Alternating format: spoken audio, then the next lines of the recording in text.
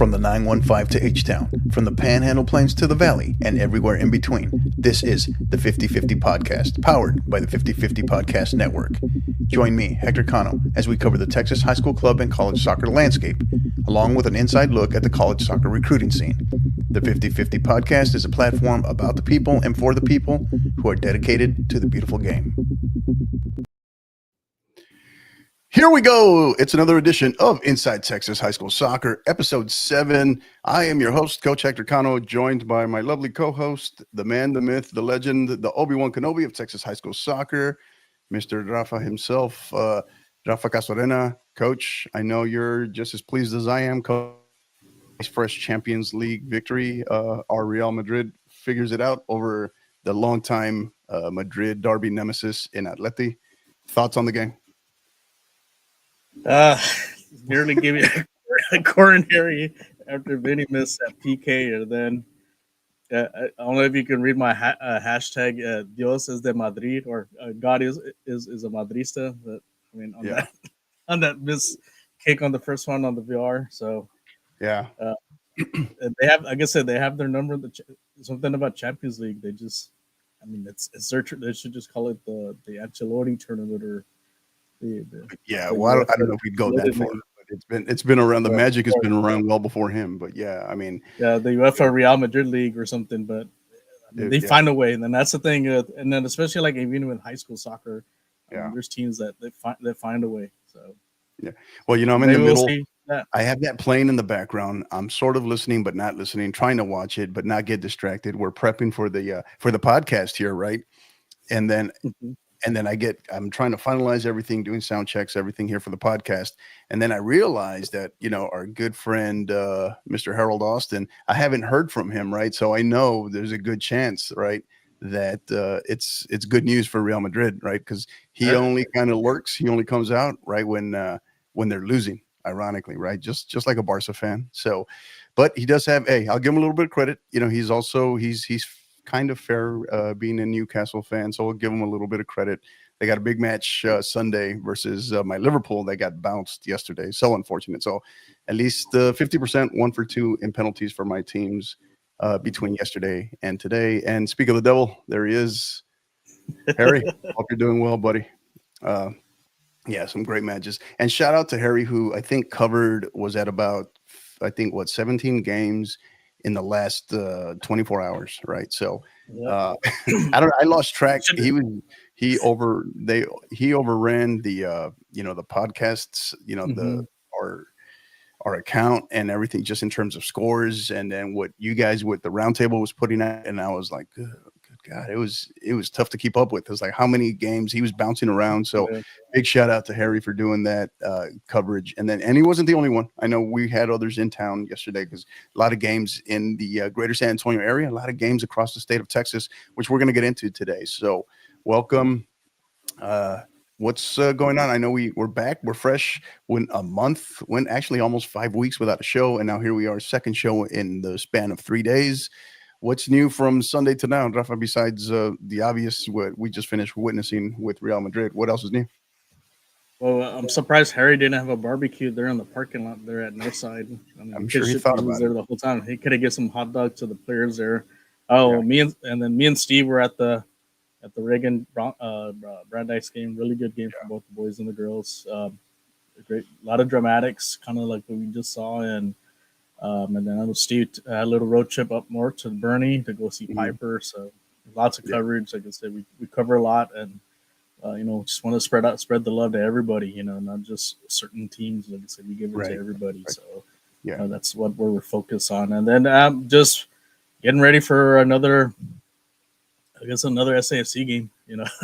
Another windy. I think it's going to be windy again. So it's Saturday though, right? I think the wind's coming in Friday. Hopefully, I don't think it's going to necessarily trickle into Saturday, but Saturday that they're expecting 40 mile per hour gusts. So another repeat from Saturday, but hopefully we can get a win against Pittsburgh, against the legendary Bob Lilly.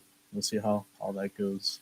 Yeah. But if anyone wants to have for a tailgate, like I said, come out to the FTC, the 210. We'll have a tailgate there. We'll have some food there, some drinks, and some good times, and also just getting ready for resting up for bracketology. So I know Right. that's looming pretty soon. Yeah.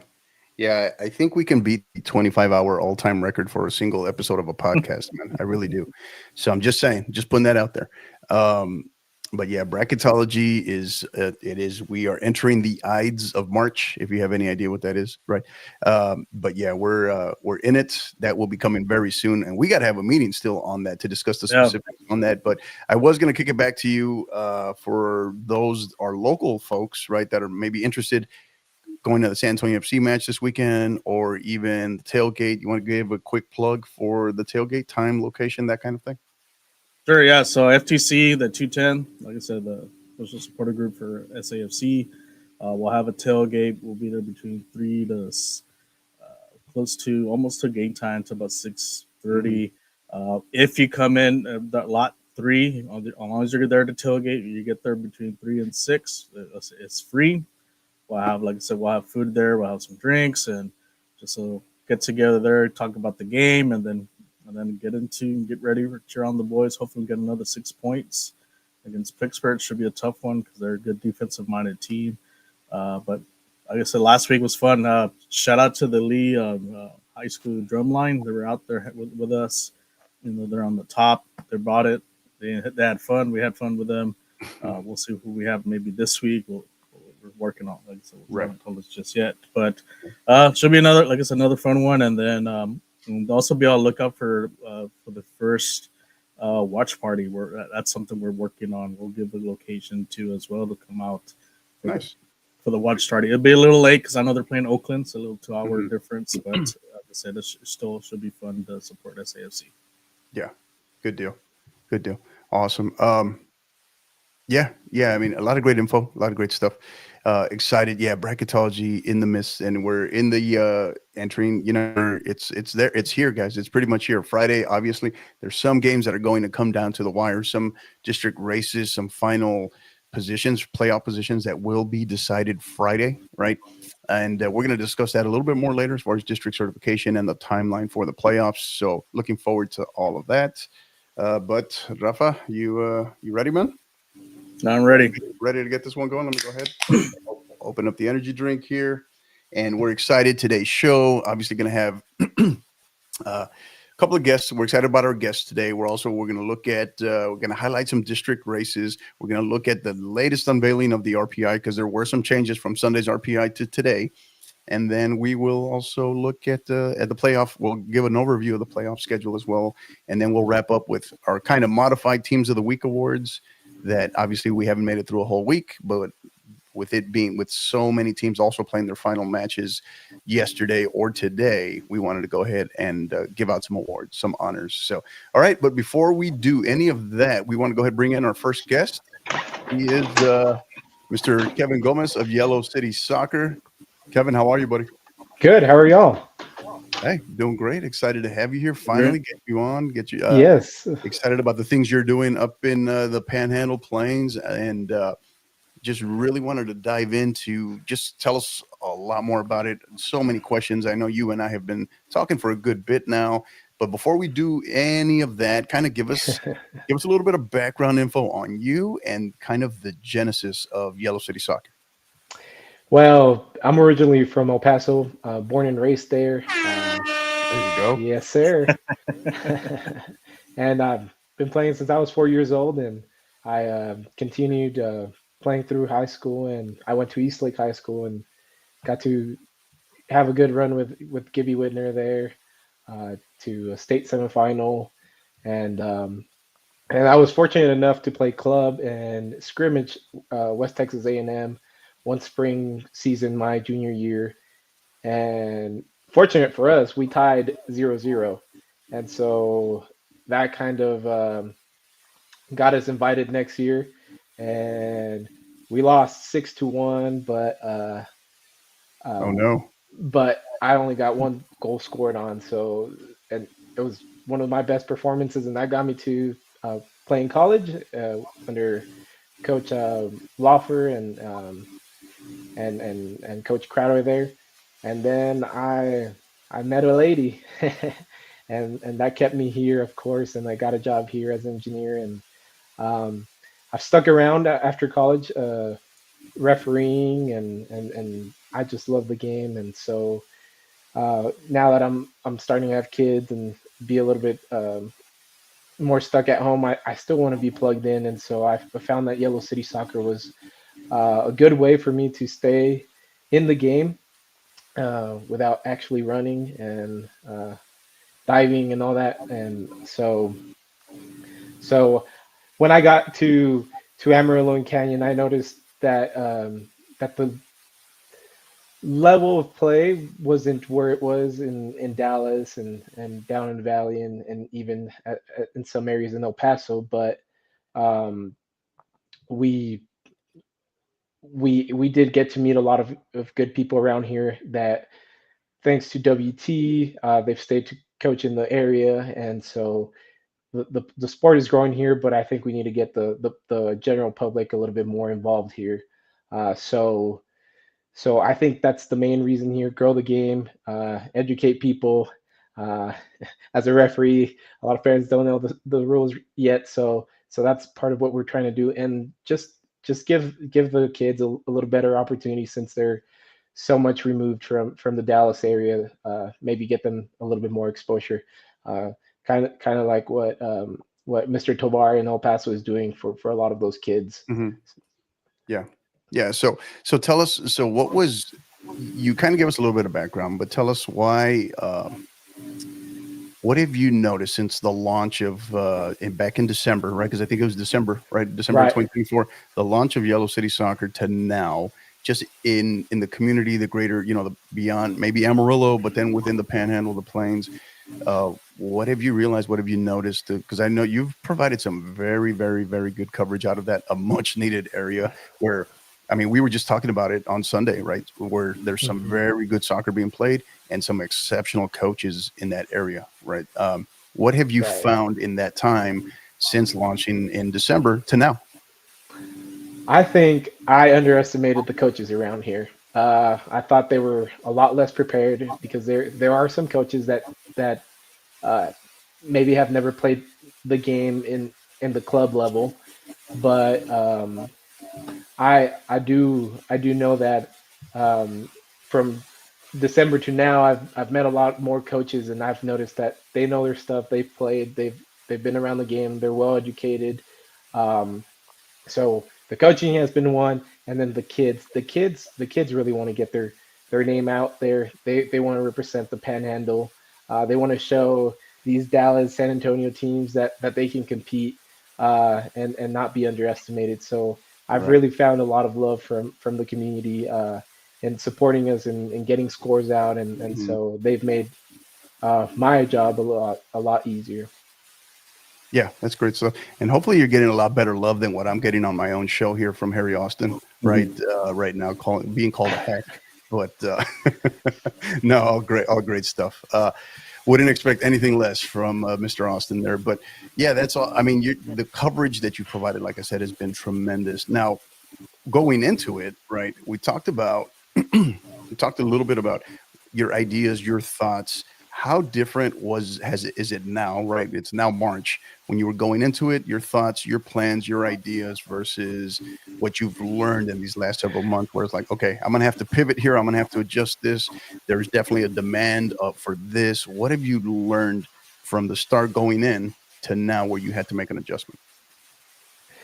I knew it was going to be a lot of work, but Right. man, it Always is. is a lot of work, and so it just makes me respect even more the work you guys and everyone else around the state are doing.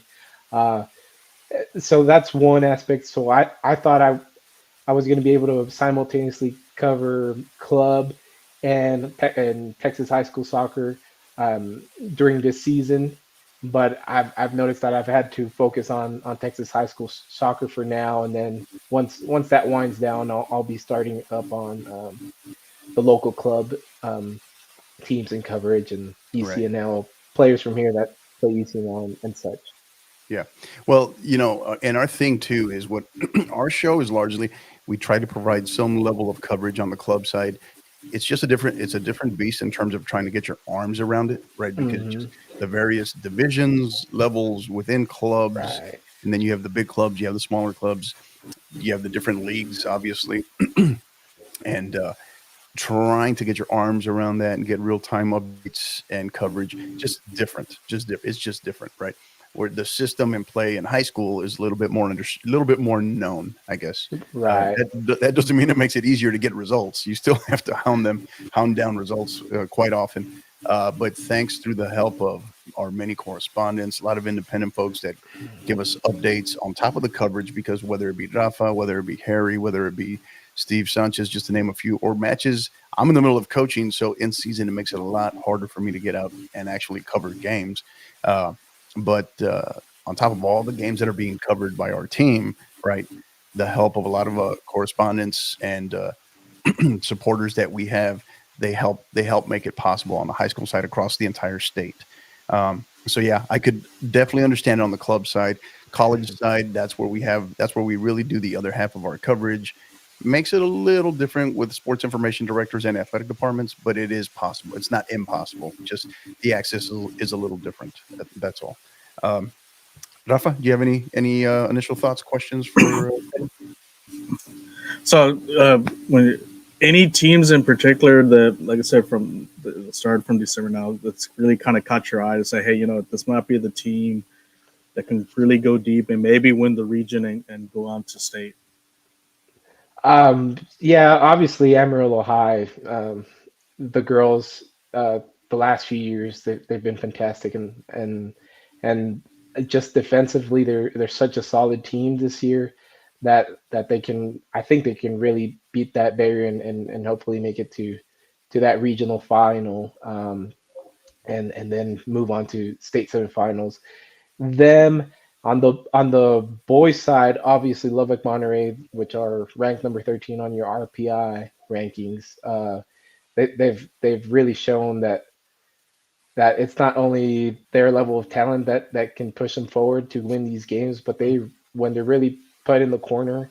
For an example, they were losing 2-0 to Tascosa at halftime, the first time around, and they came back 2-2, and then Tascosa came up 3-2, and then in the last 10 minutes, Lubbock Monterey turned it around and won 4-3. And they've been in those situations a couple of times where everyone's out to beat them, but they know that, and they fight through it and get the win some way or another. Um, I'm really torn on the 3-4A girls division. Both Randall and West Plains girls are fantastic. I think one thing I would note about them is that the seniors that are there right now, they initially started as both freshmen in Randall High School, and then the new school opened up, West Plains, and they got split. And so I just get to imagining what a team that would be if those two schools were still together. They know how to score goals. Randall lost very early in the season against Selena twice, but I'm really curious to know how much they've learned from that and throughout the season improved, and see that in playoffs. And then the 3-4A boys.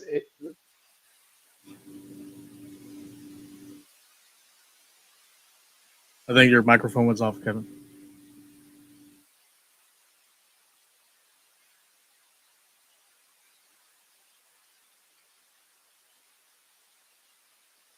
Yeah, it's still off. Yeah, I lost you right in the middle of 3-4A boys.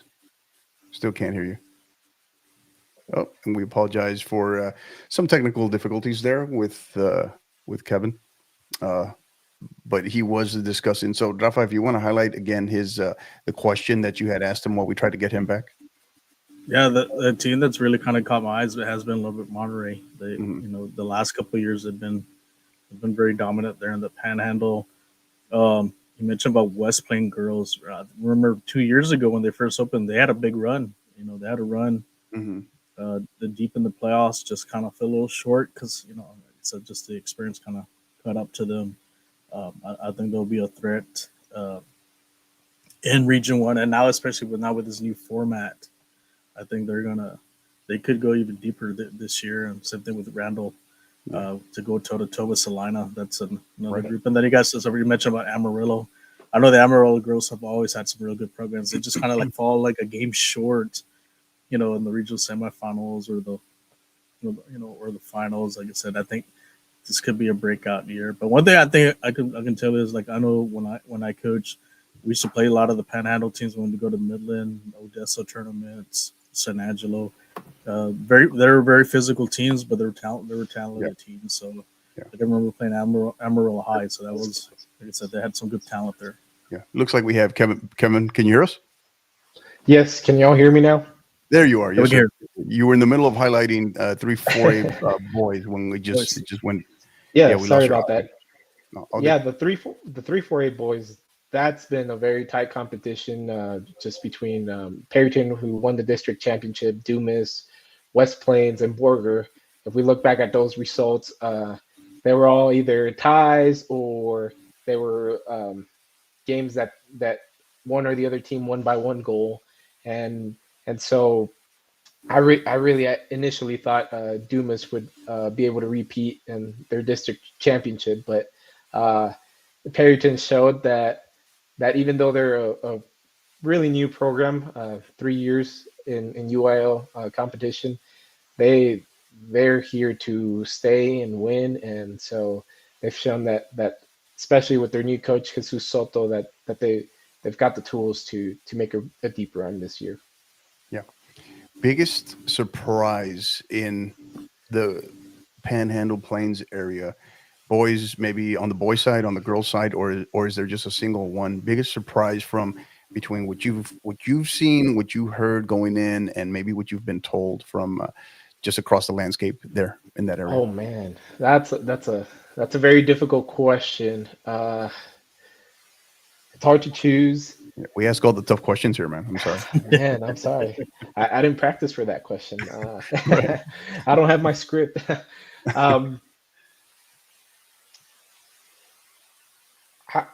Man, I think I'm gonna go with the Randall girls team. Nice. They've really shown that they can score goals and they can defend, and just I was a little skeptical at the beginning of the season with their preseason. Obviously, they had very tough opponents, but they've shown that they can go pretty far if they want to. Yeah, Rafa. So I guess moving forward, like, so what do you envision as far as Panhandle soccer? I know that one of the biggest obstacles the Dallas teams are, even the El Paso teams. What do you see now? Here moving on, like I said, now that you've seen some of these teams getting better, and also some of the schools adding new programs too as well. Oh yeah, I think the general feeling that I get from when I got here is that soccer is a recreational thing that is done here in the Panhandle. So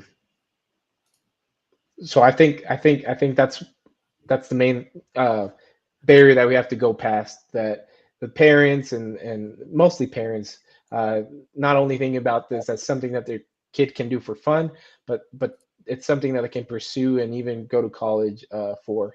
Just there's a lot of small young age that play just for fun, and they know that it's something they're going to stop doing within 2-3 years. So I think it's making sure these kids stick through it and really fall for the sport. Yeah, and you know, I'm glad you mentioned that, Kevin, because that's one of those things that I think has somehow been lost along the way. That just because you play this does not mean one you are expected to or have to play at the next level, at the college level. That's clearly not the reason why. Probably 99%, 99.9% of our student athletes start playing the game, right, at whatever age, right? Right. But yeah, and then when you factor that in by that, it's less than 7% that actually are afforded the opportunity, right, that get to play at the next level. So yeah, regardless of division. So yeah, very important, guys. I think with our student athletes, with parents, it's important for parents to hear this too, because I get it, right, as having soccer players in the family as well. My daughters, it can be kind of one of those things where you can get sidetracked in terms of the expectation of trying to play at the next level, get a scholarship, right? Because you start to look at it as an investment because the amount of money being poured into the club side, right, which is not cheap. But along the way, it's okay. I think it's okay to not have, if you know that's a passion of yours for sure, then chase it. By all means, chase it. But do it for you, not because the people around you are doing it, and therefore you kind of want to take your stab at it as well. It's tough. It's tough, and it can be daunting to play at the next level. So your thoughts, obviously we start looking at the playoffs now. What are you start looking beyond the immediate area of the Panhandle across the state. What are some things that have you excited as we start ramping up, getting ready for our playoff coverage? Obviously, the new D1, D2 split, we can talk all about it and say we like it, we don't like it, but I think we won't be able to fully be able to judge it until we have our state champions and see how those state championships go, the logistics and playing in different locations. So that's one thing I'm looking forward to, seeing is this a path to go forward through, or we need to go back and go back to the old format and just keep it with the regional semifinal in there. So that's one of the things. And then I'm very excited to see how those teams in the preseason that are 3-4A, 3-5A region teams met up with, if they will improve their performances. Like, for example, Perryton, they matched up against Progresso at the beginning of the season and they lost 4-1. And Perryton actually started 0-4 in the Right. preseason. And so those are the kinds of things that I'm excited about, how much our teams and the teams around the state have improved. Gotcha. Rafa, you got any final thoughts for Kevin as we start to wrap up here? Any predictions on your side? Any that you'd see actually making a punching their ticket to Georgetown? And what team do you think has the best chance to get there? I think the team that has the best chance of doing that is definitely the Amarillo Ladies. Just so solid in their defensive half and attacking half, and I can't remember his number, but I think they've had 14 shutouts this whole season, and so it's been pretty impressive. But it also will be very interesting to see them compete against those higher caliber teams and really see their defense tested to the limit. You mentioned a little bit, right? You mentioned a few, but what is maybe the biggest, or the first round matchup that's confirmed already that you're maybe highlighting the most, that you're looking forward to above all, whether it be boys, girls, above all, maybe one? I've got some with me right now, but I haven't looked at the 5A. I didn't get a chance last night to see what the other District 4 were looking like. But I think on the guys' side, West Plains versus Decatur. I think where West Plains ended up in their position in being third overall, and then obviously as the winner for runner-up, for Division 1. I think Decatur can't underestimate West Plains. They're very well coached by Coach Aguillon, and if you all are familiar with him, he used to be the coach at Pampa High School, and he had a really, really, really good teams there. So he's a really excellent coach, and he's got a really good group of guys. Yeah. Are you calling a first round upset? That's what I'm hearing. First round upset, right? I am. If you would have asked me last year, I totally would have told you no way. But wow. some of the losses that West Plains got this year were kind of strange and weird, and so I don't think it reflects where their team is at. Right. Gotcha. Great stuff. Again, we are talking with Kevin Gomez, the founder of Yellow City Soccer, covering extensive high school soccer out of the Amarillo, the Panhandle Plains area. He's done a great job. This is a platform that just launched in December of 2024, and he's done a great job right out of the gate. So, Kevin, really appreciate all you have done, the connection, and just being able to the coverage. Just one more area, another pocket in the state of Texas that I think is also underserved in terms of coverage. And again, great programs, great coaches, great athletes that are maybe underserved. So, and of course, it's not just you. There are others out there that are kind of doing it. But what you've been able to do in that short time has been really awesome. So we thank you for that. So as we start to wrap up here, Kevin, as is customary, we try to give our guests an opportunity. We call it stoppage time, where they can share any thoughts as it relates to the game, any shout outs, thank yous, anything, whatever's on their mind as it relates to the game. The floor is yours.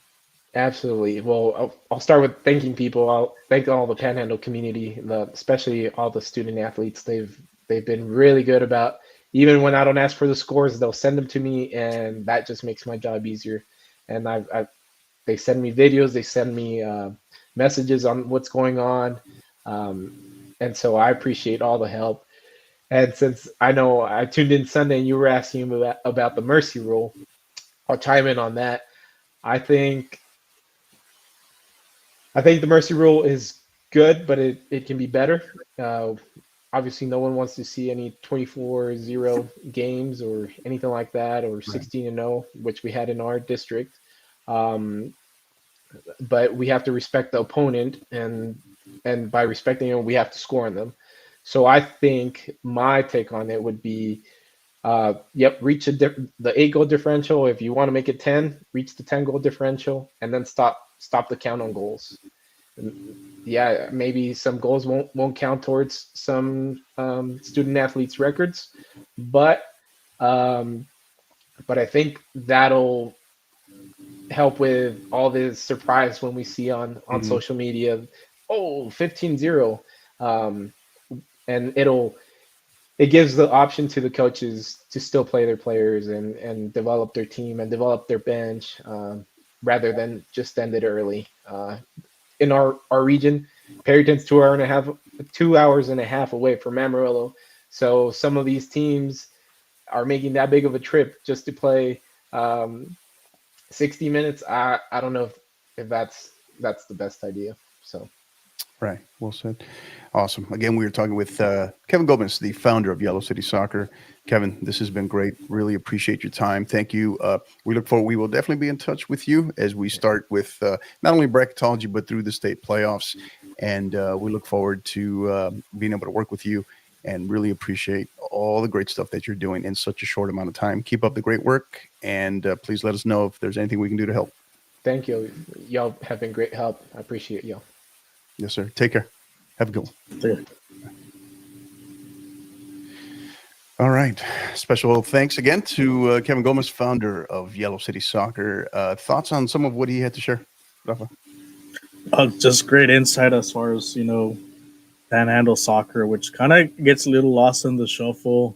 Right. And like I said, we mentioned about how Dallas, Austin, Houston, San Antonio gets kind of a lot of the coverage, and Panhandle, like I said, there's not many. We don't hear much from them, but it's great to have him. Like I said, he has a soccer background, playing for Eastlake, and like I said, it's great that the coaches are working with him and also promoting the teams there. And it's, like I said, just such great coverage. So if you haven't followed him, make sure you follow him. He has excellent stuff on there. So we're glad to, touch base with him and get to know him. And like I said, I'm sure he's going to be a great partner there moving on forward as far as sharing more information about the Panhandle. Yeah, I was trying to just look their handle. I think it's 806. Forgot to ask him. I know this is fascinating. 806 YC Soccer, 806 Yankee Charlie, as in YC Soccer. So that is their Twitter X handle for Yellow City Soccer. Go on there, and I believe that's the same for Instagram as well. So give them a follow, give them a shout out. But great source of information. Again, that's 806 YC Soccer for Yellow City, 806 YC Soccer. Great stuff. Again, thanks to Kevin. First time having him on. look forward to having him on a lot more going forward. Um, so, yep. And oh, look at this. So, Mr. Tovar, Jesse Tovar, he claims all of West Texas, right? That's far West Texas where he's at. But um, yeah, great insight. Thank you to Kevin again. Really looking forward to expanding his coverage in that part of the state of Texas for sure. So we're going to transition. Coach, you ready for our next guest? He's someone that we're definitely with our neck of the woods. We're going to bring in Coach Juan Romero of the head men's soccer coach of the San Antonio Southwest Dragons. Coach, fresh off the field, right? You still smell. Oh, no, it might be turf. I was going to say you still smell like grass, but you smell like turf. What's on? Sweaty. Thank you for cleaning up. We appreciate you. Thank you for being here right off the practice field. How are you? I'm doing well. Thank you guys for having me. Yeah, excited to have you here. Before we dive into, I mean, we got a lot that we can ask you, but just how you've had a busy several weeks, last several couple of days. What's going on? What's new? What's the latest? Well, we're just trying to prepare for Jefferson. We're getting ready to take this playoff run one game at a time. So, we're focusing on right now is getting everybody back into top shape, making sure everybody stays healthy. This last week, the most important part was making sure everybody stayed eligible. That's going to be big time for us to come playoff. So we were able to do it. So proud of our guys to be able to get that one under their belts. And now it's time to go. We're ready for this playoff run. Yeah. And, full disclosure, obviously, Coach, we're on different sides of the house, but in the same district in 28-5A between you at Southwest and myself at MacArthur. I always like to put that out there. So obviously we get to work with each other and around each other a little bit more. Have been very not surprised, obviously, with what you've built there, but very impressed with winning your seventh consecutive, right? District title. Is that right? Yeah, just the other day. On the boys' side, that was a seventh in a row. Seventh in a row on the boys' side. So in that time this season, right, coming from making that deep run into the fourth round last year, obviously it's a little different in terms of the amount of rounds, which we're going to get into later, but how do you feel that has prepped you going into this season? The lessons learned, what you have coming back, being able to overcome what you graduated, because I know you still brought back a healthy amount of talent. How do you feel going into getting ready for the second season for the state playoffs now, after everything from last year learned and then what you've gone through this year? Yes, sir. Well, when I first took over the boys 3 years ago after Coach Jaramillo, left, it was very interesting to see how, we graduated a whole bunch that year, and so we needed that experience, So my first year with the boys, I felt like we had enough talent. We just didn't have the experience, So last year, I feel like we had a pretty experienced team. So I think that helped with that playoff run, being able to go a few rounds deep, and then in this next season that we're in, we lost three big guys last year. We lost Hector, who was a big time winger for us. We lost Ramiro Flores, who was great in the middle. And then we lost John Solis, who was a big piece for us there in the center back. So I was very proud of how we were able, and I wouldn't say we replaced those three guys, but we found a way to not miss those three guys as much as I thought we would. The team we have this year, I feel like we have all the pieces, so I'm real excited. I feel this year, we have the experience. We got a little bit of that young blood that you want to be able, because I feel like the young players, they really don't know how big the moment is sometimes, and they just play, and so I'm excited to see that from our young guys. And, I feel the path this year with the D1, D2, it's still kind of up in the air to see who we'll face, down the road. But I'm excited to see how this new format's going to work. Now, how did you feel going into this year, right, with this particular squad? Was there a clear-cut path to help form their identity? Maybe it was whether it was implemented by you or by them to really kind of build on last year, but make this year, like, build their own identity this year, separate from last year, given all that they learned and the experience that they gained last year, but a separate identity this year. How did that unfold going into the season and as the season progressed? Yeah, so we what we teach over here is we try to have a possession based team. So it really starts from day one. We implement a lot of possession based training sessions. We talk a lot about our where their positions need to be on the field, the type of movements they need to do. And everybody different. A lot of people like to hit the weight room, like to run a lot beginning of the season.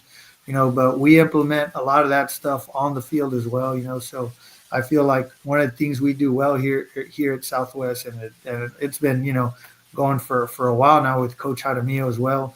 Is we focus a lot on our touches on the ball, on making sure they understand our identity. And our identity is we want the ball. Not only are we going to attack you guys with the ball, but it's a way of we can also defend ourselves. And I think our players have bought into that. Obviously it's you need the players to be able to do that. And I feel like the guys that we have here, not only do they put in great amount of work here with us, but a lot of, I'd say 90% of our guys play club, and obviously that's a big help to be able to play the style we want. Is we need guys confident with the ball, and I feel like we have that.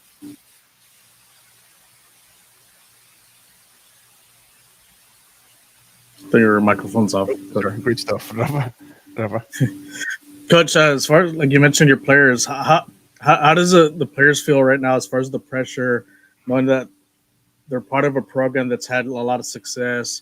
Now going to like I said, falling a little short the last couple of years. How do they feel going into this season now, going into the playoffs? How are they feeling right now?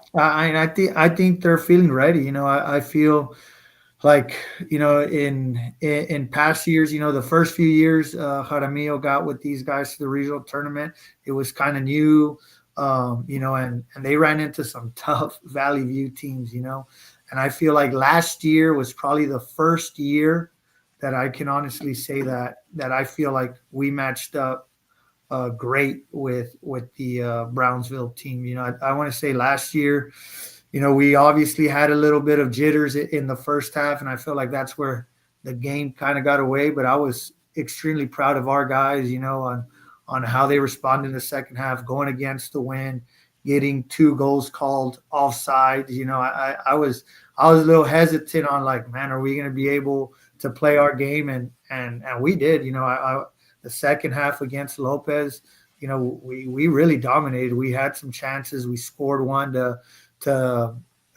make it 2-1, and then we got a PK at the end, and unfortunately we couldn't convert that one. But I think the boys are ready. They know the task at hand. I don't feel like they feel disrespected like they have other years. I feel like this year that everybody's give us a little bit of that respect that our boys deserve. But the boys are hungry, and that's one thing I love about this team is they're ready to go. A lot of people talk about our district is easy, right? That's what people think, but it's definitely not. I want to say we had probably 6-7 teams this year that did a fantastic a job of keeping that playoff race tight till the very end, and they gave us some great matches. The scores might not say that, but there were some tough games in there. Yeah, that's it's a great segue. I was going to ask you, talk about the adjustment. Obviously, you guys adjusted well. You won your 7th district title, but the new 28-5A this year, right? The changes, the adjustments, Medina Valley leaving, Jay coming in, MacArthur coming in, and just the level of play. How did you feel this year's version of 28-5A helped prepare you all?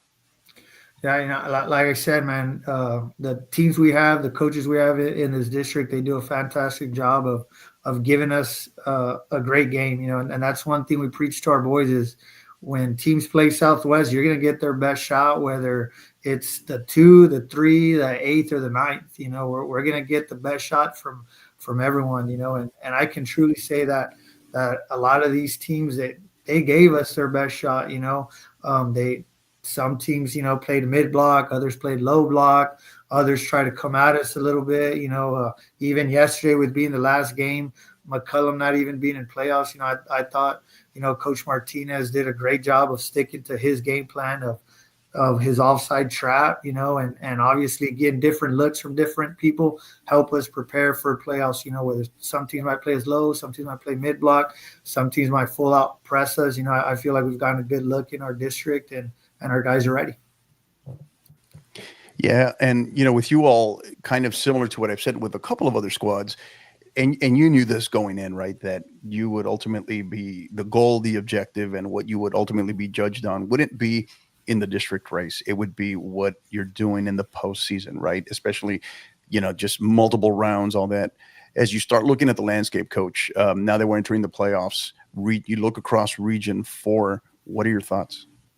And it's going to be tough, whether I think the D1 and D2, both routes on both sides, boys and girls, are going to be tough.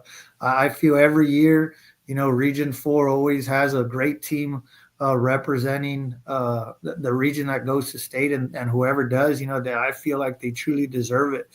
There's some great teams in Austin. There's some great teams in the Valley. And for sure, there's some great teams here in San Antonio. MacArthur last year, on the boys' side, they met us in the third round. Nobody expected that. I feel like the Austin teams always get a lot of love. But, I feel here in San Antonio, the level of plays is rising. And honestly, on the D1 side, the D2 side, I think for the D1, it's us and Legacy on the boys' side. And I feel like Legacy is going to be able to compete with anybody from that Austin side. So Glenn better be ready. So speaking of Legacy, right? How did you feel? So that recent match where you all went to penalties, right? And you all came up on the short end of it. But how did you feel after that? How did your boys respond to that? Because they're obviously not used to, feeling that for the level of dominance that you all have had in district play. How did you feel that maybe better prepared you all as we prepare for the playoffs? No, I was very, very pleased with the way our guys responded after that game. Immediately after we shook hands with those guys and congratulated them, everybody, I'm talking about from our captains, from our players that are real quiet, all of them saying, hey, man, this is what we needed right before playoffs. We needed this little wake-up call. We needed this little for, a little bit of humbleness to come our way, but you have to tip your hats off to Legacy. I'm not trying to get cocky here, but we took 20 shots to their 2. We think we had like 70% possession, and they stuck to their game plan just like the first time. I think it was a 2-1 game, but things just didn't go our way this year, our way that last game. But I feel like it was a great experience for our team because we need to see how we're going to react in tight games. It can't just be us winning 5-6-0 every game, and then when a playoff game gets tight, we're not going to know how to react. Right. So I was very, very pleased to see how we reacted, throughout the game. There were some things obviously we could have done a lot better in order for us to put that game away. But it's a good learning experience for our team to let our boys know, hey, if you don't come ready to go, in soccer you see this all the time. Anybody can beat anybody, So I was very pleased to have a game like that. Obviously, it sucked having to snap all what it snapped or whatever, but it was a great experience for our boys. Yeah, we're talking with Coach Juan Romero, the head men's soccer coach of the Southwest Dragons. Rafa, you got as we start wrapping up here, you got anything else for Coach Romero? Coach, like going into the playoffs, like I said, as far as matching up with the teams, how do you feel with some of the possible matchups going forward? Well, it's going to be interesting because, like I said, first we got Jefferson the winner of us and Jefferson. I mean, it's still up in the air to see. I think the only lock there is Lockhart, right? And then Lockhart will either play. It's going to be between, I guess, Piper, Smith Valley, or New Braunfels, depending on their results on Friday. Then the winner of that game, I think, is going to face Harlingen South. If that finished the way it was, I'm not too sure if Rivera ended up the one or it's going to be Harlingen South. I haven't looked there yet. We played Rivera earlier in the year. I think that was our first scrimmage. That was one of those and I feel like we matched up pretty well with them. Then obviously it'll be against Glenn or whoever else will come out, and then it'll be on to Region 3. I think is who we see in the state semis. So I really do like the path. If we can take care of business, if we can stick to our style of play, obviously a big factor is staying injury free. Then I really do like our chances versus anybody. So I'm really excited to see what's up and coming. Yeah. I know you mentioned Lockhart. I'm sure Rafa probably, if you somehow come across them, he's going to want you to play at Lockhart, right? So he can go and get some barbecue. So I know everybody always says. I think my last year with the girls, I think we played there, and can't remember. It might have been against Cedar Park or Liberty Hill. Did not go well, so I don't think I want to play back in Liberty Hill. I was going to ask Coach, how do you feel? How do you feel now that there's no more regional tournament? Because I know going to the Valley. I kind of like it, because I felt like Brownsville had a big advantage. It being over there, they get to sleep in their own beds.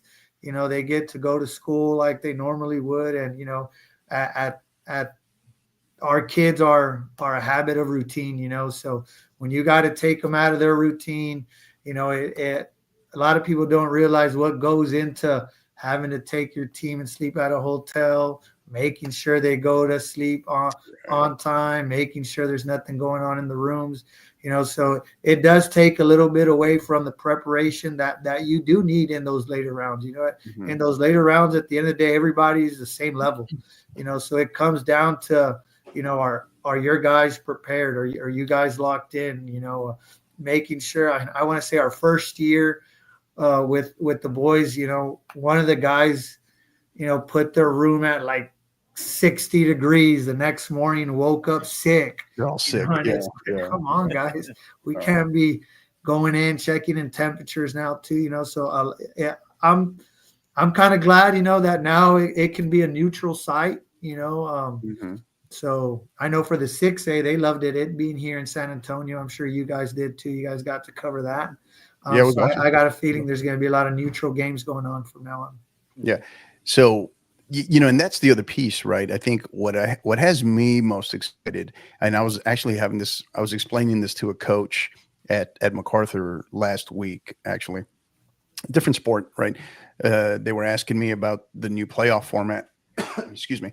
And what I was explaining was what has me most excited is the kind of the built-in recovery time in between, because you know this, Coach, right? The difference between a regional semifinal and a regional final, a state semifinal and a state final is in those semifinals, it's throw everything in the kitchen sink to try to win and make the final.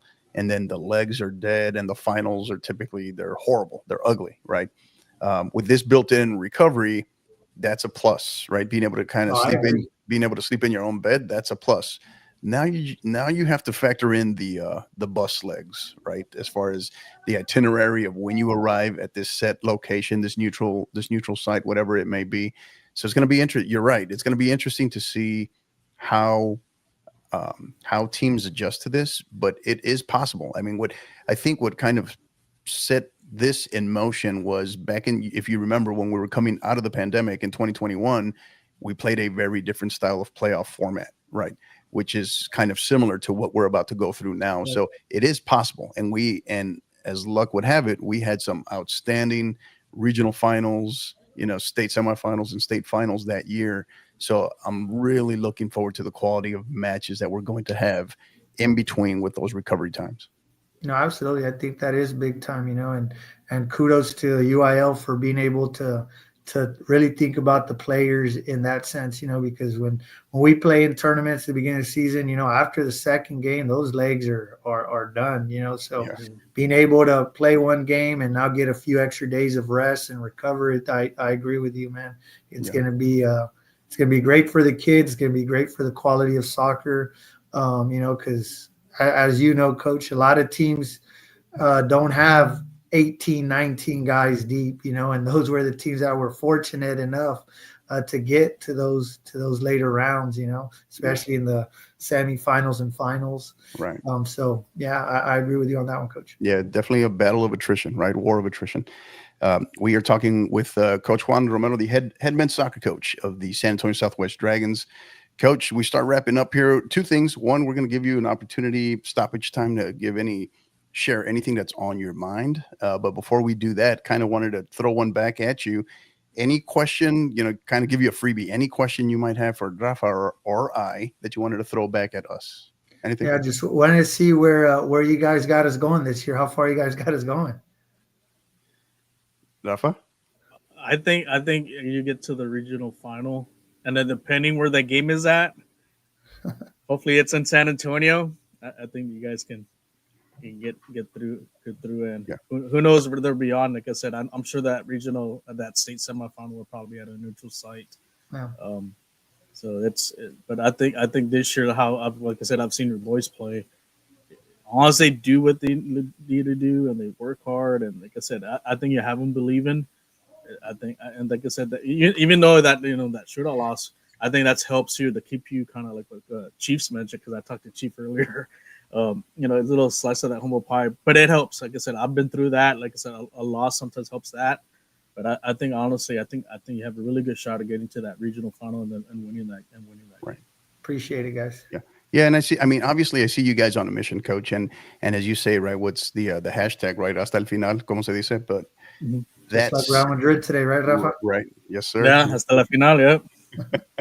Get that one in there. But what I will say is the biggest thing is trying to convey the message to 14 to 18-year-olds, right, that one round at a time, tackle the objective in front of us first, rather than looking at just the awesomeness of we got to win 6 games, or are we only going to go as far as we went last year? We got to go further and get all that noise out of your head and just, hey, who's in front of us, and doesn't matter where we're going to play them. We're here to play, and then we play, right? I think that's got to be the mindset, and I think as long as they can stay on that track, I think you guys. I know this. Nobody's going to want to see you guys on the schedule in the in the bracket. I'll say that. So wish you the absolute best, Coach. And as we start to wrap up, Coach, we want to give you the opportunity in our stoppage time. So anything that's on your mind as it relates to the game or shout outs, thank yous, the floor is yours. Awesome. No, obviously, first of all, give a shout out to all the people that are supporting us constantly. Like you guys said, you guys mentioned Chief. Chief's one this of guy's our everywhere. fans, Look at and the Scott family. They do so much for our boys. So give a huge shout out to the Scots and everything that they do. Obviously, the other shout I got to do is to my wife and kids. Because without them, I wouldn't be able to do the job that I do. It takes a lot of time away from them, and thanks to my wife for being able to hold it down while we get all this work in. And then, like we preach to our boys, the one we got to thank above all is God. We need his hand over us during this playoff run to make sure we stay healthy, to make sure we stay united as a team. And so, that's one of the things we'll be praying about during this playoff run. And then about the game, I just feel like the game in San Antonio is improving tremendously. I think this is my, eighth year now coaching at the high school level, and I'm very pleased the way the game keeps growing and growing. I still remember when my brothers played over at Holy Cross, back in 2011, I think 2012, and to see the way the game is growing is tremendous. I'm very happy to see how everybody in our district keeps getting better and better, and that pushes us obviously to want to do the same. So I just want to wish all the 28 5A teams going to playoffs good luck, and hopefully we can have a regional semifinal with two teams. That would be phenomenal. Yeah, that would definitely be awesome.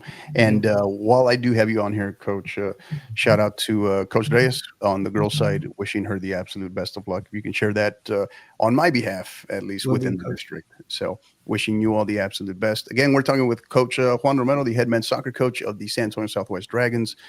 Coach, wish you the absolute best. Go get it done one step at a time, right? But look forward to seeing what you guys do and kind of catch some magic along the way. So wishing you guys the absolute best, and don't hesitate to reach out if you need anything. Awesome. Appreciate it, guys. You guys doing a fantastic job, man. Keep it up. Take care. Thank you, Coach. Appreciate you. Coach. Take care. All right. Big shout out to Coach Romero. Great guy, man. Great guy. Just how he goes about his business. And I've had the opportunity to have a handful of conversations with him being in the same district, and just a classy guy. Thoughts on what Coach Romero had to share? Yeah, I think he's got him really focused going into the second season. I know the expectations are high. I know sometimes you can't believe on your own hype, and so for like you mentioned, you got to play one game at a time, stay focused, Right. respect your opponent, and but I think this team, I think they see the big picture, but they all do understand. Like I said, we got to do this. Like I said, one game at a time. The old-fashioned way. Old-fashioned way. Sometimes things may not, like he mentioned. Sometimes, he had 20 shots in that one last game, and the other team had 2, and it may not go your way, but if you find a way to win, and that's the thing, like you mentioned, that's the la muerte. As long as you find a way to win, you get to advance, and that's what it is when it comes to the playoffs. You find a way to win. Yeah. And I got to admit, I got to like him a little bit more, knowing that he's a Real Madrid fan as well, So I always knew he was a good man. So awesome. Big shout out here to Jesse Tovar from Prep One, also highlighting some of the programs coming out of El Paso who will be ready, who have punched their ticket and ready for the state playoffs. A lot of great stuff. And we did highlight in our last episode El Paso High. On the girls' side, El Paso High and Del Valle in particular, looking very strong. And excited to see what they do. And to all our listeners, supporters, everybody who's live listening, we're being listened to over 650 strong across all our platforms right now, being listened to live. Some of the places we're being listened to right now include Laredo, El Paso, Eagle Pass, Amarillo, Austin, of course, San Antonio, and San Angelo as well. And we also got I did say Austin. Actually, we got Waco as well listening. So big shout out to all of our live listeners. One of the big things I will share is make sure get in here and subscribe to the show, rate, subscribe, particularly on the YouTube side. I've been harping on this for the last several weeks. Is what I've discovered is how many people listen to us regularly, but then they miss a show or two, and they'll reach out and say, "Hey, when are you doing your next show? We just did a show." They thought they were subscribed, and they actually weren't subscribed. So go on there, YouTube in particular. Make sure hit the subscribe button, and then hit the live bell notification, and you won't miss anything we do, because just about almost 99.9% of everything we do is live. So it's raw, uncut. You get to see all our bloopers, all our screw ups, everything. You get to see it all live. So that's how we like to do it. And grateful for all of you, for all our listeners everywhere across the state. Thank you. And again, remember, you can find us on social media, on Twitter, Twix, as we call it, at 50_50 pod, on Instagram at 50_50 podcast. And then we did mention the YouTube channel as well, the 50_50 podcast. We are broadcasting live on Instagram live as well right now as we speak. So if you're listening to us there, big shout out to you there as well. So Rafa, we are a little bit more than halfway through. We've gone through the gist of it with some great guests. Big shout out to both of our guests, but don't go anywhere. We'll be right back after a quick word from our partners. We're thrilled to tell you about our world-class partners, AR Shots, your go-to destination for exceptional photography experiences in San Antonio and across all of Texas. As a seasoned professional and published photographer, Alonso Ramirez specializes in capturing the essence of your most memorable moments. From dynamic team media days and live-action game days to heartwarming family gatherings and elegant senior portraits, he makes every shot count. What sets him apart? His unwavering commitment to deliver the best customer service in the Lone Star State. With major international and professional sports event experience, AR Shots' work speaks for itself. He is dedicated to making your photography experience straightforward and enjoyable. So why settle for ordinary when you can experience extraordinary with AR Shots? Contact him today so he can turn your vision into a stunning reality. Check him out at arshots.net as well as on X and Instagram at arshots.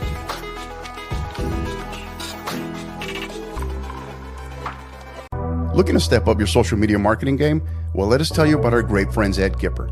Gipper is a way that schools, athletic departments, ADs, and coaches create world-class marketing content. Join over 4,000 coaches, ADs, SIDs, and club directors who use Gipper to create high-quality visual branded graphics for your program. The best part?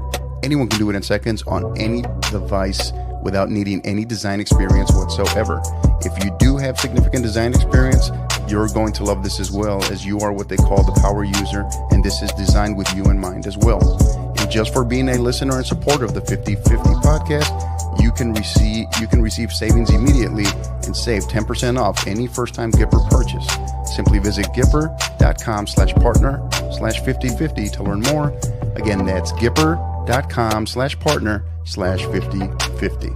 And then there are our great friends at Global Scarves, both Bill and Kyle. They are the top providers of custom knitted scarves, beanies, and other fan merchandise in the U.S. All merch is fully custom with free design services and free shipping on all orders. They do so much more, guys, than just scarves. Blankets, beanies, you name it. It's all designed and all customized to your specifications and needs. You can contact them at info@globalscarves.com to get any free designs or quotes built out for your school, club, or maybe even a supporters group. Simply mention the podcast or use the code #5050pod and they will be sure to take care of it. All right, and we are back. Episode 7 of it live of Inside Texas High School Soccer. One thing I did have got to mention this, right? Get some business out of the way.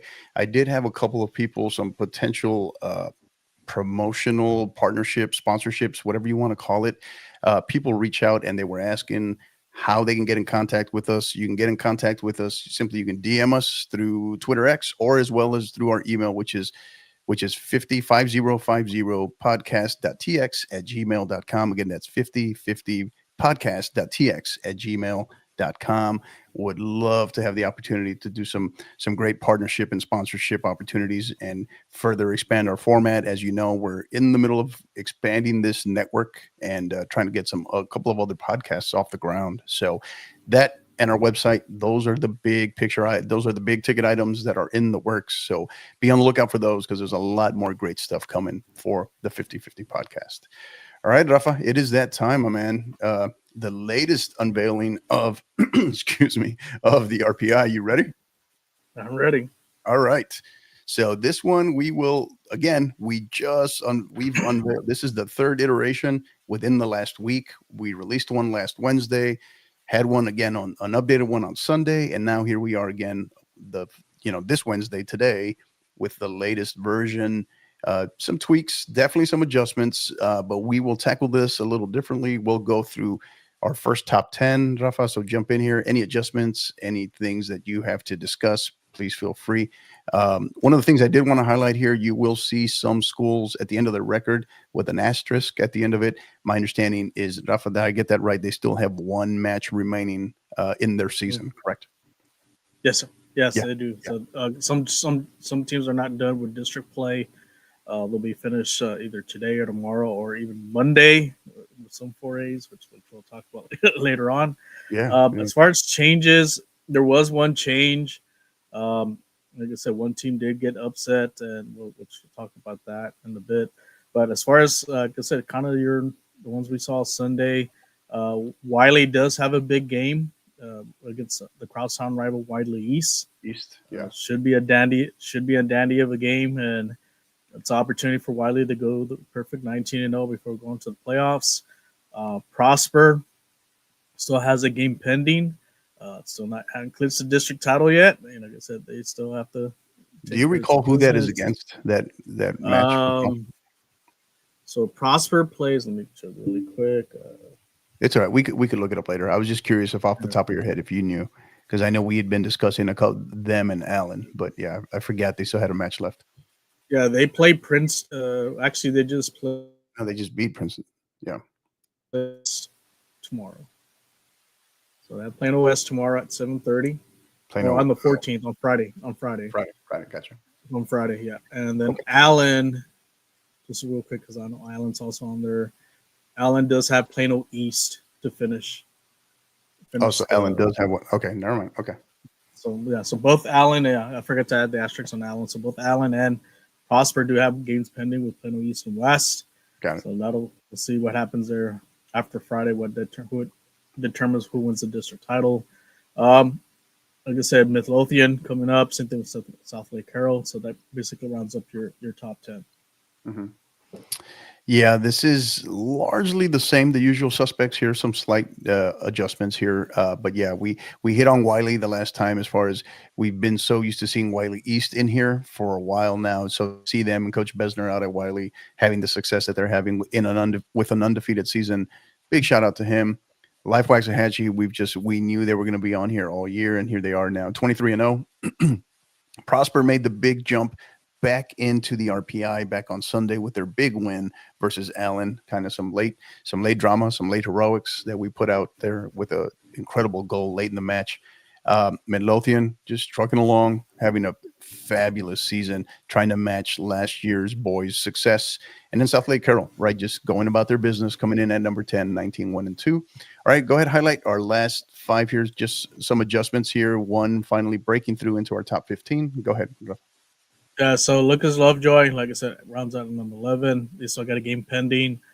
Same thing with the Woodlands. They also have a game pending. Should be done by Friday. Like Travis at 16-1, they pretty much already clinched the district title. They do have one game pending against Austin High. Burleson Los Centennial, still undefeated. That's a team to kind of keep an eye on. And then the debut, cracking the top 15, is Houston Lamar. They're at 19-1. They've been the surprise there in the Houston area. It could be a very dangerous team going into next week. So it's a team to keep an eye on. Thoughts on these 5? I know some slight adjustments. Really, Houston Lamar finally having the opportunity to break into the top 15. But thoughts on these 5? Anyone here that really kind of stands out to you? You know, Lucas Lovejoy's done it. I think they've had a really great season. I think they don't get much attention there in the Dallas area. I know it's mostly like I said, Salina, South Lake Carroll.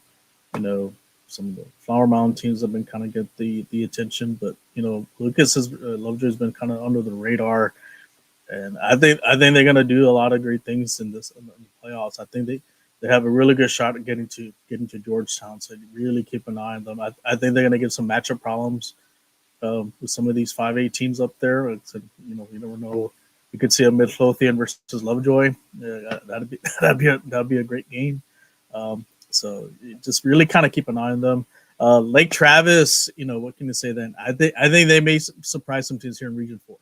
You know, and I think they have a squad. I know Westlake, you know, kind of flew on the radar last year and ended up going to the state final.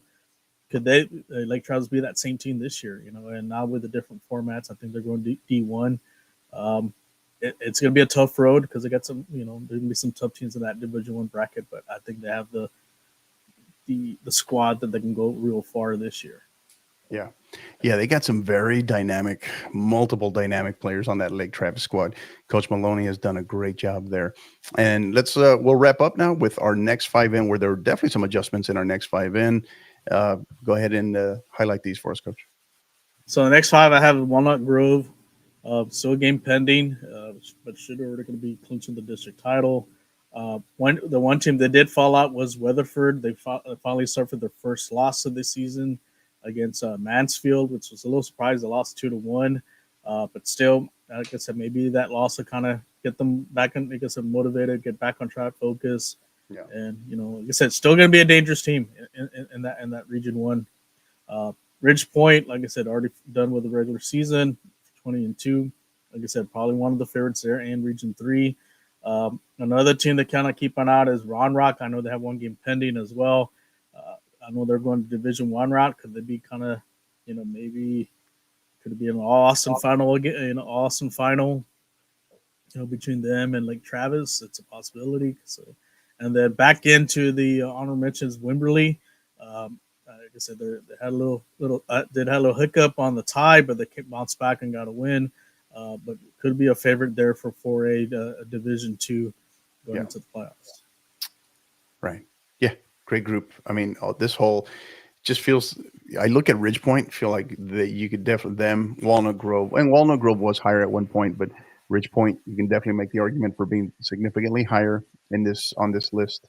And I think Round Rock as well. Round Rock is going to do some damage, I think, in the state playoffs. But yep, that does it for our girls RPI with today's date, March 12th, and we move on to the boys. All right, Coach, take us through our first 10 here. So really nothing's I guess a change here except for like I said, Progresso's that like I said already done the season 25-0. Like I said, clear favorite for Region 4 for Division 1, but like I said, they're gonna have some teams that they're gonna have to kind of keep an eye on, especially in that second round game. Walnut Grove, excellent season for them. They're about to clinch their district title, so got a game pending. Seven Lakes. What do you can say about them? They're two-time defending state champ, looking for the three-peat, still undefeated. Like I said, been going toe-to-toe with a lot like teams like Jordan. You may see the trilogy again. We'll see. Capel, excellent season. They've kind of really bounced back. They've had some seasons, like I said, they've made the playoffs, but not as as strong as they have in the past. Because, like I said, they're one of those story teams. Just high school soccer history. But excellent season for them. Dallas Jesuit, great squad. That's a team to really keep an eye on. And then number 6, you have, of course, Kukui. They're so what else can you say about them? And then number 7, Brownsville Lopez. It's pretty much already wrapped up their season. Now focusing on more. I think they're going to the Division 2 route. The surprise this year is McKinney North. Like I said, so we got a game pending, but right. What an excellent season! What an excellent season for them, and I expect a lot of great things. 9 Southwest, like I said, Coach Romero's got the boys ready to go. Trying to get to, hopefully they can get to that regional final and beyond. And then, like I mentioned, Lubbock Monterey, excellent season. Last year they had a great season. They were able to duplicate it again. Could they be the surprise out of Region 1?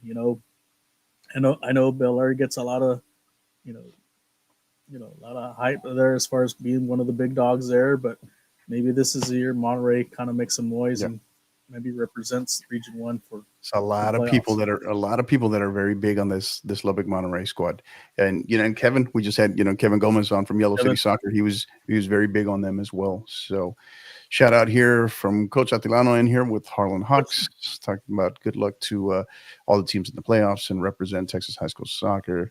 Chief's in here again. Great comments. Thank you, Chief. Appreciate you. Thank you for tuning in, giving us a listen. And yeah, you're right. Coach Romero definitely had some great takes. Appreciate his candor as well. So, we look at these 10. This is really pretty much a carbon copy, right, of what we just had, with the exception of Lubbock Monterey breaking into the top 10. But all these other schools we just discussed on Sunday, so nothing major to hit on. I did want to hit on Frisco Wakeland's in the same spot as well. So yeah, all things, this is top 10 is just kind of pretty much a carbon copy, with the exception of Lubbock Monterey, of where we just were on Sunday. So, all right, take us through our 11 through 15 here, Coach. Yeah, so number 11, I have pretty much the surprise of the year, Vista Ridge. Like I said, already clinched the district title. I know they still have a game pending against, I think they have Round Rock Westwood coming up, but should be, like I said, this is a team that really, for Region 4 to keep an eye on. I think they're hitting the right stride right now, and I think for them, they're going to surprise some teams. So we'll see how they match up, especially against District 26 6A. Rosenberg Terry, have them a little down, but like I said, because Lubbock Marbury had a key win, same thing with Vista Ridge. Still a great team. Like I said, a lot of what they did last year, like I said, they're pretty much repeating it again. They're in Region 3. One of the surprises is, I said, Fort Worth OD Wyatt at 20-1. They got a game pending, but pretty much have already wrapped out that district title. One of the staples there in the El Paso area, Bel Air, 17-2-2. Should be, like I said, one of the clear favorites for Region 1. And then Ellie Felsick, another dangerous team that could be, knocking on Seven Lakes' door here. They could be on the collision course, depending if they are in the same Division 1 or Division 2. Yeah. But like I said, excellent season for them. Yeah. Great group here. And I think, we talk about the Fort Worth ISD school in OD Wyatt. Excited to see that they got one match remaining, and always exciting when you see a team breaking through like this. And then Vista Ridge, I think, outside of themselves, I don't know how many people expected them to go on the run that they've had. So really excited to see that. And who knows, maybe next RPI, if we have another one before bracketology, can they crack into the top 10? So, all right, our next 5 in, Coach. So 1 through 5 here. Take us through this group so we can wrap up with boys RPI. So we have Kilgore, like I said, out of East Texas. Very consistent, like I said, what they've done, especially last year, this year. I said they've had a great, like I mentioned, great season for them. Like I said, they should go deep in the playoffs. Brazelwood, another team out of 6A from that, from the Houston area. I think they're going to surprise some teams. Like I said, they're going to be a matchup that a lot of teams aren't going to like. They're going to bring it. So that's whoever they play them who plays them in the first round, they're in the fight. I think same thing even with Houston Straight Jesuit. They've had a great season. So you have some contenders there in that Region 3 that could, I think, legitimately can get to, win the regions and get out to, the state semifinals. Valley teams, and I know the Brownsville teams get a lot of, look as far as, like Lopez and Porter, but got to give it to Enderberg and Cotomides. Great season for them. Like I said, hopefully they can do this, kind of mimic the same run that their sister school North did last year, and can't take them lightly. And then our newest team to come into is Highland Park, and Highland Park actually is tied with Frisco Wayland in the district. Like I said, for I think they finished at tied in district. Right. And this, like I said, this Highland Park team could be one that is going to maybe surprise some teams and go very far. Like I said, I think coming down from 6A to 5A, they've done. Like I said, they're a team that could really give some different. I guess their matchups, could cause some problems there in that region too. Yeah. Yeah. And what is largely unknown, I should say, at this point is where are all of these? We kind of have an idea, but because there's still some matches out there, there's some things that need to be kind of finalized, solidified. Not all districts are wrapped up already in terms of who they may know who their playoff teams are, but they may not know, or there's a fifth team in the mix and they may not know who's going to default, who's going to go D1, who's going to go D2, which just kind of complicates the issue a little bit, but yeah, it's also fun. It's also some drama as well. So it's always more fun when you're not going through it, right? And speaking as a coach, I can attest to that. But yeah, great stuff. And Rafa, well done taking us through will be probably our last RPI before bracketology. Maybe, I don't know if we'll get one more in there with the final results from this week. But as you mentioned, right, we know of at least one match that is taking place before district certification next week on Monday, March 17th on St. Patty's Day. So that'll be interesting. I'm sure there's more than one floating out there across the state of Texas, but yeah, that'll be interesting. So, all right, that's going to do it for our RPI, and we will move on. So we will discuss next the state playoff schedule here. I'll go ahead and start us off, Rafa, and then feel free to chime in here. So we look at, obviously, I just hit on it, next Tuesday, March 18th will mark the district certification deadline. So across the state, and all that means for those of you that aren't familiar with this, whether with particularly parents, maybe the first time you're listening, you hear this all the time, but you don't know exactly what that means. All this means is this is when district executive committees have to finalize who are their 4 state playoff representatives for their respective districts, right? So all matches, all regular season matches, all district matches, everything has to be done, completed, and finalized by this date on Tuesday, March 18th. Then we move on later that week. Beginning next Thursday is where the real March Madness begins. Thursday, March 20th. So that marks the official kickoff of the playoffs with the start of the by-district round. So window for the by-district round will be Thursday through Saturday, March 20th through Saturday the 22nd. And I can tell you right now, due to this D1, D2 format, we are going to get some absolute dynamite first round matchups, right? Not to say that we didn't get them before, but even more so now. And then we turn around that, what is that? I think that is the Tuesday coming back, right? If my memory serves me right. Monday, March 24th, Tuesday, March 25th will be the area round matchup. So those will, one of the things that I did want to mention is in the by-district round, it's all over the place, right? Some places will be neutral site. Some districts at the by-district round, they have agreements with each other where maybe a higher seed will host, just depends. But once you start going into the area round and beyond, it is typically your neutral site, or you want to flip for a home, home or home kind of situation. It just depends on the 2 teams involved, right? What coaches want to do, what they agree on. So, and that varies from, within each district, within each team, on each side of the house, boys or girls. It's not consistent whatsoever. Then we go to that following Thursday through Saturday, we go to the regional semifinal round. This is where the state playoffs really start to look different, right? Gone is the traditional regional tournament, right? So, which was typically also gone is the regional quarterfinal round, right? Which is now out the window, right? The UIL has decided to, because of the D1, D2 format, it's thrown that out the window. Now you go right in. There is no regional tournament. You play a semifinal round on set days. This window, March 27th through the 29th, followed by the following week, March 31st or April 1st would be the regional finals. And before we get to the state level, Rafa, is there anything you want to add to this? I think the biggest thing is the opportunity to kind of recover, but also, like I said, the separation of the regional semifinal and the regional final.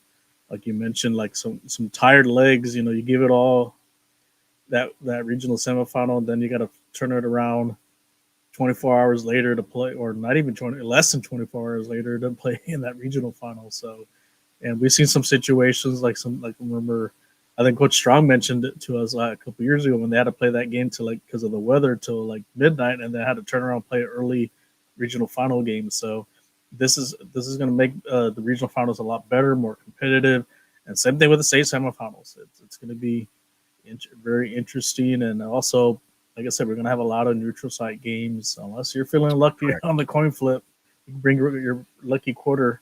So we're going to have some interesting matchups. Plus, also, this year we actually get to pick the state champion. Like the years before, we didn't know because they did seeding. Here, there is no seeding, so we already know Region 1 faces Region 2 and 3 versus 4. So that's, like I said, it's going to make things a lot more interesting going forward. Yeah, and Harry's in here talking about shit. I feel like we have this conversation every year, right? And like till we're blue in the face, but should it be consistent on how home team is selected since it is the playoffs? Conventional wisdom, logic would tell you yes. However, right, the UIL is also very sensitive to the fact that it tries not to treat all programs, all schools, all regions in all parts of the state of Texas because of how big the state is with a cookie cutter, with a cookie cutter concept or model, I guess, especially when you get further into the playoffs, right? So I think a lot of that. So it's this kind of be careful what you wish for, because one of the things that I do at least respect about the UIL is they give the coaches, they give the programs, they give the schools the autonomy to make this decision, right? Rather than dictate everything 100% across the board throughout the entire tournament. They basically call the shots once you get to state. But yeah, your thoughts on that, Rafa? Yeah, I guess UIL is kind of gonna do what they want to do. I mean, it's just a given. Like I said, they're gonna do what's best for the teams. You said every year. Like I said, I know there's been debate about should the top seed have a home game, automatic home game. If they really want that to happen, they should go out there and request that. For these for it to happen and so forth. So, like I said, I think this is a good format the way they have, and if there's anything they can improve on, like I said, I'm sure they'll discuss it with the coaches. Yeah, yeah, and I get it. I think through the first couple of rounds, particularly the by district round, absolutely area maybe, but then you're talking some serious travel. You start talking into these regions. I mean, you look at Region 1, you look at how massive it is. Yeah, it's very much, especially the El Paso schools routinely having to make that drive. How many schools are going to be excited about having to drive 5, 6, 7 hours west? Right. So it's always this mixed bag. Right. So, and this is why I say it's kind of one of those of be careful what you wish for. Mm-hmm. But that takes us so March 31st through April 1st, the regional finals. And then the next big change, just like no longer the traditional regional tournament, we see there is no longer the traditional state tournament, right? Where April 3rd through 5th will now mark the state semifinal, where, again, if you're looking at this, obviously, if you're listening to this on the audio podcast, you can't see this, but if you're looking at this, you're looking at the actual timeline of the tournament here, of the state tournament, the state playoffs, I should say. You get a little bit built-in recovery time, again, between the regional final and the state semifinal, which many of us as coaches were glad, because it should give us some much, much better matchups, much better in terms of the health for our athletes, not to mention logistics, travel, all of that stuff. So April 3rd through the 5th, state semifinal, and it's a standalone neutral site location, right? It will not be at Georgetown. All right. So very, very different. And then from there is your final, which you're given significant amount of time. Anywhere you could be looking at almost a week to prepare, right? Depending upon when you play the state semifinal. But April 10th through the 12th, it is no longer a 4-day event. It is no longer a Wednesday through Saturday event. It is now a Thursday through Saturday event. April 10th through the 12th will be the state finals, or the state championships, as they are now calling it. And that will take place all at Georgetown. And you got to remember, now we're no longer crowning 6 state champions. We're now crowning 12 state champions. So thoughts on that, Rafa? It's gonna be interesting as far as like the travel for state semifinals. I was kind of looking into, let's say, for example, let's say Sanelli plays Palestine in the state semifinal. They're 700 miles apart, so you're definitely gonna have, like I said, interesting matchups where they're gonna play up. But I think the best part is getting that week of preparation for the state final. I think the recovery is gonna help.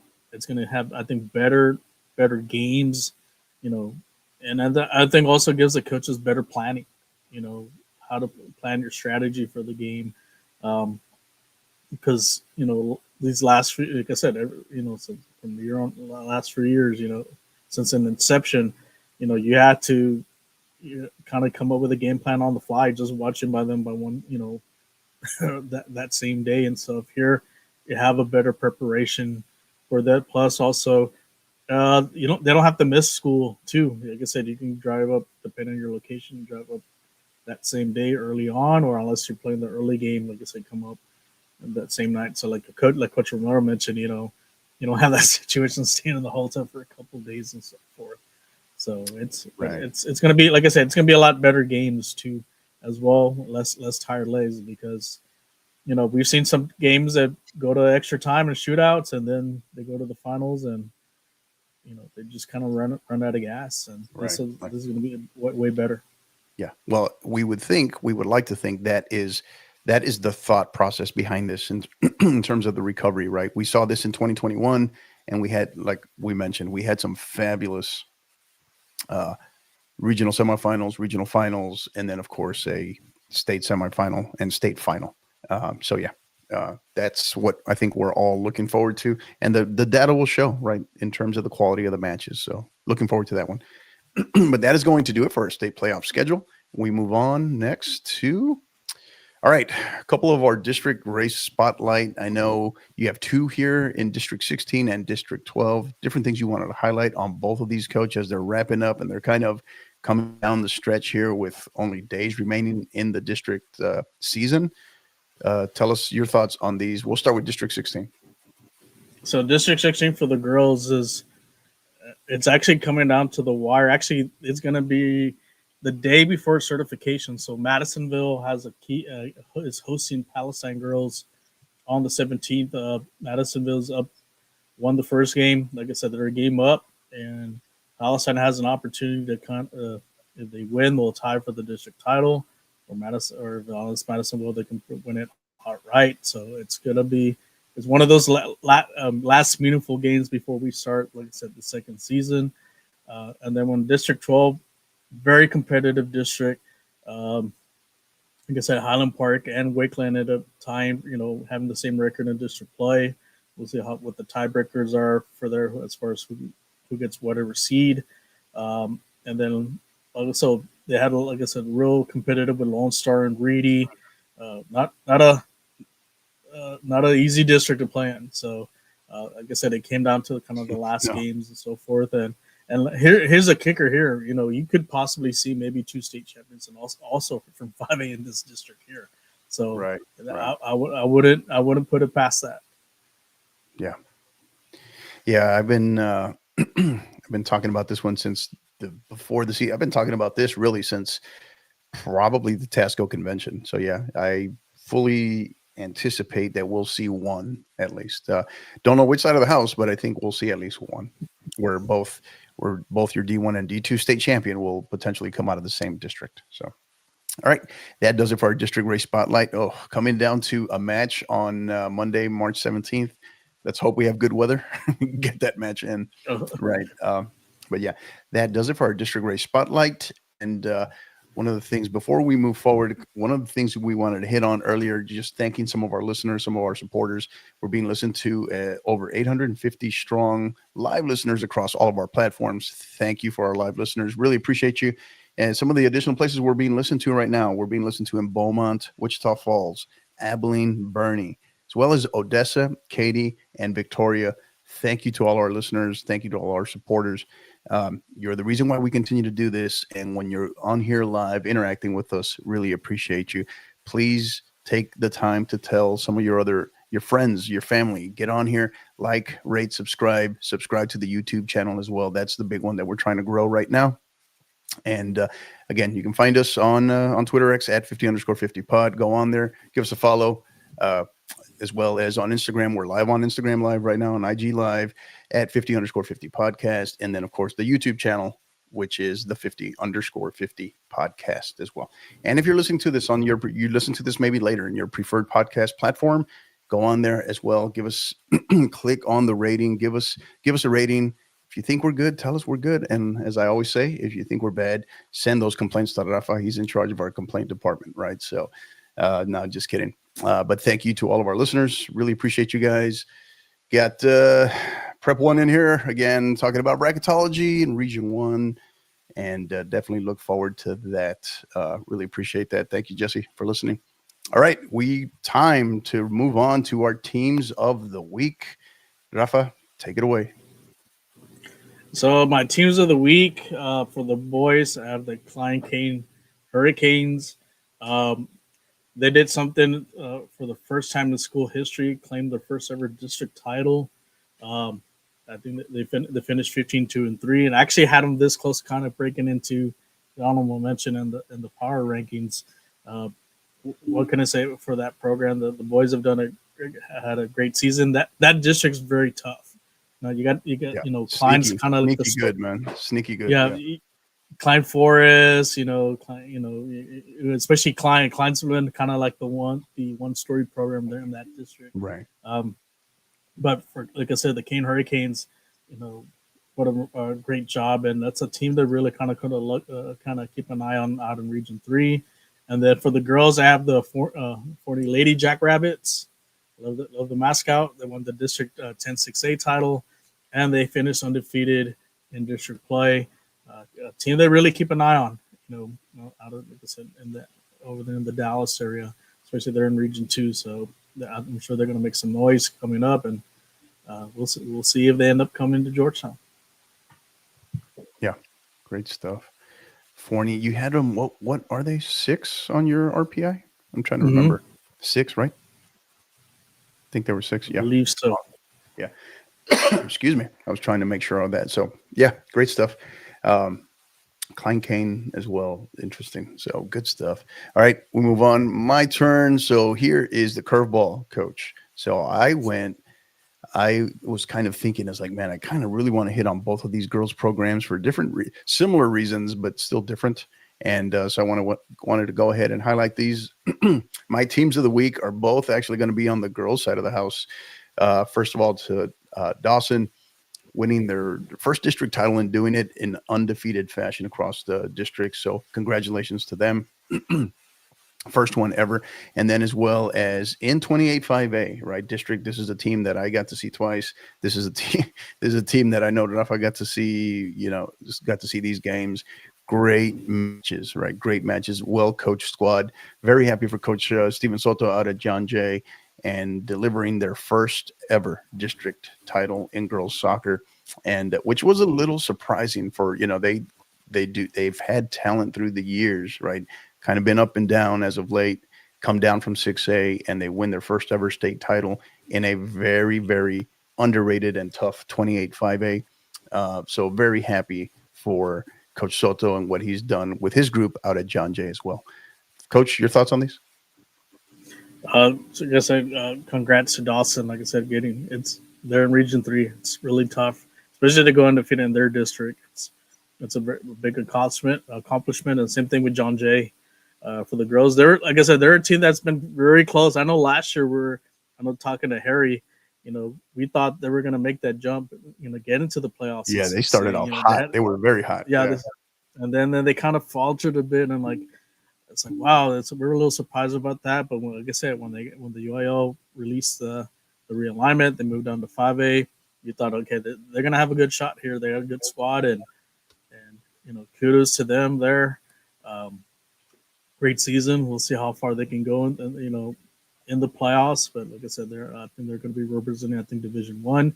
And just the beginning of the great things for there at John Jay. I think this is the foundation for that program, and from beyond. I think the girls have really set the expectations high there for the underclassmen that's coming there to from the year on out. Yeah, well said. Yeah, that is and a big shout out to Ken Murphy in here as well, giving us. Ken, always appreciate one of our loyal supporters, loyal listeners. Thank you, Ken, for the great words. And you're right, Ken is right. The season has gone by fast, very fast. Here we are, March 12th, right? 12th, yeah, March 12th, and it's here, man. It's here. We're days away from the start of the second season, so you'll definitely start seeing that hashtag a lot more. Their hashtag second season. Please include that on everything. Share that. Tag us with that, because that's a way we definitely want to. That one, and then of course our TXHSSOC for Texas High School Soccer. Make sure you're using both of those hashtags as much as you can on all your upcoming posts, results, whatever, what have you, and tag us. We look forward to being able to share your great news, tell the stories, and yeah, man, what I call the real March Madness is, and we always get some drama in that by district round, right? So very, very much looking forward to that. And but that is going to do it, man. Episode 7 in the books. And thoughts on all of this, Coach? Moving forward towards the playoffs before we get into final thoughts? Yeah, we'll see some interesting matchups coming up. I know some of the teams are going to start posting those. Um, like I said, now with this new format, um, you know, I know some are not going to be happy about it just because, like I said, you got to beat the best teams in order to get to Georgetown and to win state title. So, but like I said, it just creates exciting soccer. That's what we want. We want exciting games, and may the best team win. And good luck to all the teams for 4A, 5A, 6A. Safe travels, and then also to the teams that maybe didn't make the playoffs. You're not forgotten. Like I said, you have something to build upon. Look for next year. What can you do to get to that point? Get to the second season. Right. And you know, I know some teams out there that may not get the coverage and so forth. Like I said, we're here to represent everybody, regardless of if the playoffs or not. Like I said, we support what you guys do, and like I said, it's like I said, this coming week is going to be fun. It's going to be interesting, and how this turns out, and especially with our picks, I'm sure I'm ready to kind of pick that. I'll be out of town on that day, so I'll be making the picks from another city, but it should be fun. Going to be excited, man. And in case you're wondering, for those who care, right, we're probably just a few minutes away from our first bracketology production meeting that we're going to have as soon as this podcast is over. So this is where Harry tells us what to do, and Rafa and I just listen. So, but yeah, Harry does tremendous work with the brackets. And then excited, we have Steve. Steve will be on there. Steve Sanchez, Coach Sanchez, will be joining us as well. And he always brings a large, just wealth of experience, breadth of knowledge across the state as well. So, so excited to have him on there, even though he's been bashing me on all the other podcasts, right? The San Antonio Soccer Roundtable podcast never has anything good to say, but I'll be the bigger man, Steve. I'm just kidding. I'm kidding. No, yeah, excited to have Steve, man. Really, really looking forward to this bracket. We still have to figure out what that format is going to look like, given the D1, D2 split, but we'll figure it out. And we're definitely excited to bring you guys. Probably going to be some late nights and some super early mornings, but ride with us, stay with us, interact with us, because that gives us the fuel to stay on and try to give you the best analysis as possible for our bracketologies. But the big thing is to have fun with it. So, Rafa, final thoughts as we start wrapping up here. Stoppage time. What do you got? So just a quick shout out to Coach Matt Colvin from Salt Lake Carroll on his 500th win. Congratulations, Coach. I'm sure we'll get plenty more hopefully maybe play more in the playoffs.